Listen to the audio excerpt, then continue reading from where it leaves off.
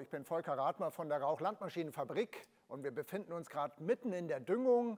Manche haben die zweite Gabe schon durch, andere je nach Wetter, weil es ist ja dieses Jahr so nass, starten damit erst. Und wir wollen euch gerade dazu ein paar Tipps geben. Das heißt, wenn ihr jetzt euren Düngerstreuer wieder rausholt für die nächste Gabe, worauf müsst ihr achten? Und für mich Basis ist natürlich, dass ihr hingeht und der erste Blick hinten an den Streuer, dass ihr mal an die Scheiben schaut, dass ihr seht, okay, hier unten sind diese Bürsten und die Bürsten verhindern, dass der Dünger so Abpraller nach hinten rausspritzt. Also zum Beispiel diese vordere Kante vom Wurfflügel, da fliegen die Dünger gerne mal weg und liegen dann nur hinterm Streuer. Wir wollen sie aber ja im Wurfflügel haben, um rauszustreuen, und dafür ist die Bürste wichtig. Das heißt, wenn die Bürste zu stark verschlissen ist oder sogar hier so ein paar Bürstenborsten fehlen,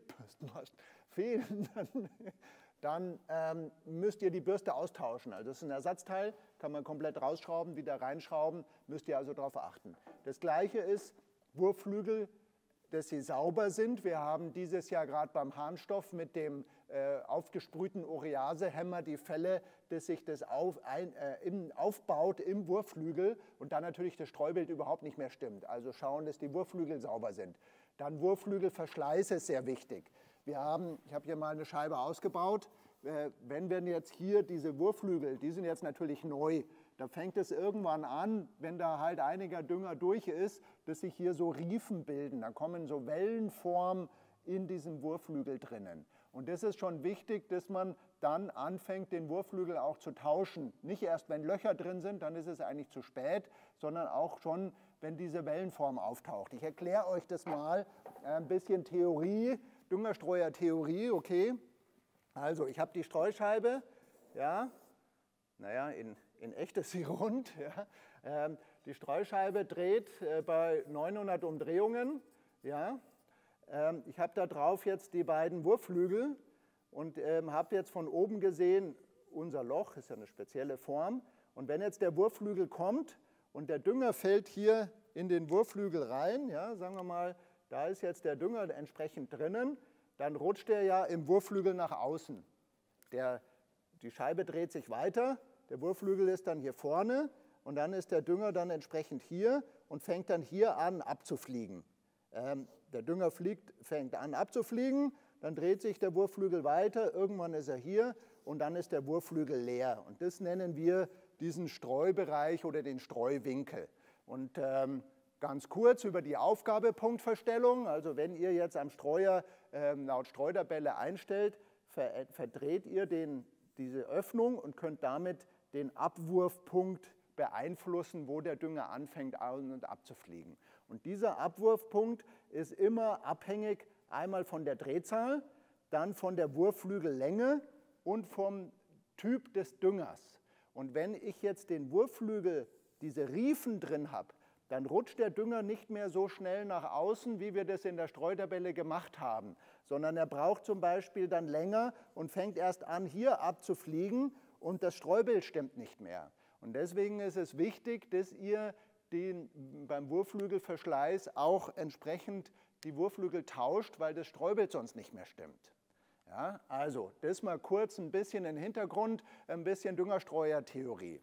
Also, dann wichtig ist Streutabelle, ja, Streutabellen-App. Wir haben ja nicht nur jetzt ganz neu schick die Düngerpreise drin, sondern ganz klar diese Fertilizer Chart, wo dann die ganzen Streutabellen drin sind. Ja, aktualisieren, mein Handy will jetzt aktualisieren. Wir sind immer dabei, dass wir neueste Erkenntnisse, die wir in der Streuhalle gewinnen, dann sofort mit einarbeiten und deswegen ihr auch immer den Update machen sollt, damit die neuesten Werte von den Düngern drin sind. Wir empfehlen übrigens auch immer, wenn ihr jetzt im Terminal schon eure Dünger eingespeichert habt, dass ihr auch immer mal wieder überprüft, ob die Werte, die ihr im Terminal stehen habt oder euch mal aufgeschrieben oder ausgedruckt habt, ob die immer noch stimmen. Weil es passiert auch manchmal, dass die Hersteller von den Düngemitteln die Produktionsstandorte verändern und dann ändert sich auch die Streutabelle. Also auch immer mal wieder überprüfen, ob die Werte, wenn ihr die vom Vorjahr verwendet, dass es dann immer noch die gleichen sind, die ihr dieses Jahr entsprechend drin habt. Also Streutabelle, nachschauen, habe ich den richtigen Dünger. Dieses Jahr ist es teilweise ganz schwierig. Durch die hohen Düngerpreise vom letzten Jahr wurde sehr viel unterschiedlicher Dünger eingekauft. Harnstoff, SSA, wir haben hier Nachfragen nach chinesischen SSA, nach tunesischen Harnstoff und so weiter. Und da ist es natürlich schwierig, die richtige Streutabelle zu finden.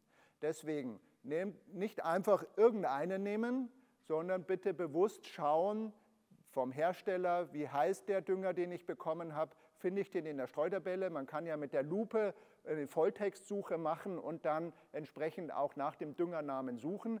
Wenn der Düngername nicht drin ist, nehmt bitte Kontakt auf mit unserer Streuhalle.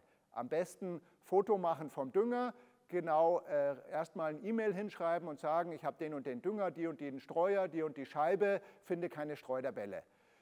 Dann empfehlen die euch zum Beispiel, dass man auch eine Probe einschicken kann. Dafür gibt es bei uns auf der Internetseite ein Formular, das bitte ausfüllen und mitschicken. Und die empfehlen euch dann entsprechend, welche Streutabelle oder welchen Düngereinstellungen ihr nehmen sollt. Und dann ganz wichtig, wenn ihr jetzt euch nicht ganz sicher seid, den Dünger, den ich habe, findet aber eine Streutabelle, stellt Schalen auf. Streuschalen aufstellen, drüber fahren, überprüfen, stimmt mein Streubild oder nicht. Weil wenn man dann draußen, wenn der Dünger liegt, dann liegt er und dann kann man nichts mehr dran ändern. Also deswegen lieber vorher vernünftig ein bisschen darauf schauen. So, jetzt kommen ja viele schon in den Bereich der Spätdüngung. In der Spätdüngung haben wir eine eigene Streutabelle. Dann steht dann Spätdüngung da, wählt man Spätdüngung aus und dann steht bei den Einstellwerten Anbauhöhe 0 und /6. Was meint das denn? Das meint, dass der Streuer unterkante Rahmen, also hier ist er jetzt auf diesem Ständer aufgeschraubt, aber normal am Schlepper ist der Ständer ja nicht dran. Das heißt, unterkante Rahmen vorne 0 cm über dem Bestand ist und hinten 6 cm höher. Also Oberlenker ein bisschen kürzer machen, sodass der Streuer schräg steht. Dann ist das Streubild ein bisschen gebogener und dann werden die Ähren oder so nicht abrasiert, sondern der Dünger regnet von oben in den Bestand rein. Ihr könnt es auch über die Streutabellen-App machen, wenn ihr entsprechend am Anfang seid. Und zwar Hauptmenü, dann gibt es die Tools und bei den Tools gibt es den Anbauwinkelmesser und da kann man hier oben Spätdüngung wählen und dann stellt man den hier auf den Rahmen und dreht den Oberlenker so lang, bis das entsprechend grün ist und dann habe ich die richtige Einstellung gefunden. Ja, also das ist in der App dann auch ganz schick, da muss man nicht groß messen, sondern ihr könnt dann den einfach auf 0 und 6 einstellen, fahrt in den Bestand rein, schaut, dass er halt gerade so über dem Bestand ist und dann könnt ihr das entsprechend machen.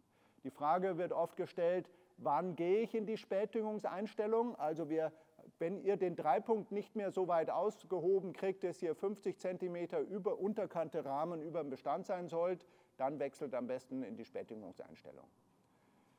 Okay, gut, was müsst ihr noch beachten?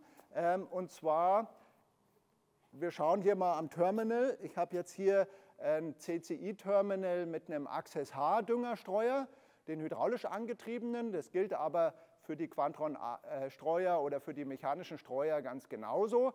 Und zwar kommt es immer mal vor, wenn ihr jetzt gerade die Scheiben wechselt. Also manche machen das, dass sie dann in der Spätdüngung nur noch jede zweite Fahrgasse fahren oder es ist so, bei manchen Düngern, zum Beispiel gerade Harnstoff, bei großen Arbeitsbreiten muss ich eine andere Scheibe verwenden, müsst ihr auf jeden Fall darauf achten, dass auch der Scheibentyp im Terminal umgestellt wird, weil diese EMC-Regelung für die Menge, die bezieht sich auf den Scheibentyp. Und wenn ich einen falschen Scheibentyp drin habe, also im Terminal, anders als auf dem Streuer, dann stimmt die Mengenregelung nicht.